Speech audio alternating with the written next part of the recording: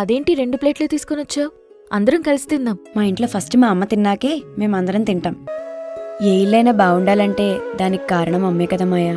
పొద్దున్న లేచిన దగ్గర నుండి రాత్రి పడుకునేంత వరకు చాలు. కష్టం అంతా తను పడి ఆనందం మనలో చూసుకుంటుంది. ఒక్కరోజు తను చేసే పనికి సెలవు పడినా అంతే సంగతి.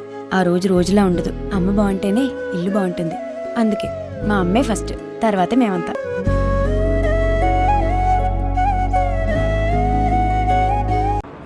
ఇంత ఎండలో క్యాబ్ బుక్ చేయొచ్చు కదా. Relax, auto is cute. తమ్ముడు ఎక్కడికి పోవాలంటే ఎక్కడ పోవాలో చెప్పరా? ఎగ్జైట్ ఇస్తావంటే నువ్వు అంతవరకు దుక్కే పెట్టవా?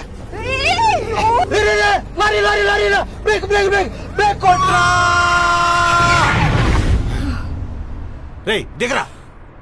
ఎరా చంపేస్తావా? ఇది ఆటో అనుకున్నావా? ఎఫ్ఎన్ రేస్ అనుకున్నావా?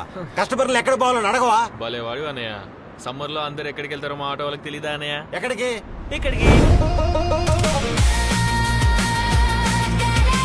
గోదావరి గట్టుపైన టికెట్స్ బుక్ చేసుకోండి. మే 8కి థియేటర్స్ లో కూల్ అయిపోండి. అరే ఇంకేత సేపరా బజ్జీలో? కస్టమర్స్ వెయిటింగ్ ఇక్కడ. వెయిట్ చేయకపోతే వెళ్ళిపోమని చెప్పండి మేడం.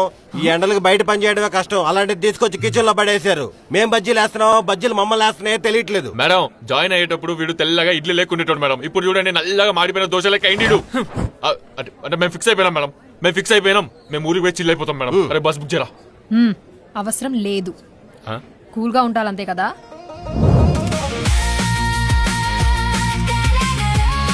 గోదావరి గట్టుపైన మే 8కి టికెట్స్ బుక్ చేసుకోండి. మే 7కి ప్రీమియర్స్ చూసి థియేటర్లో కూల్ అయిపోండి.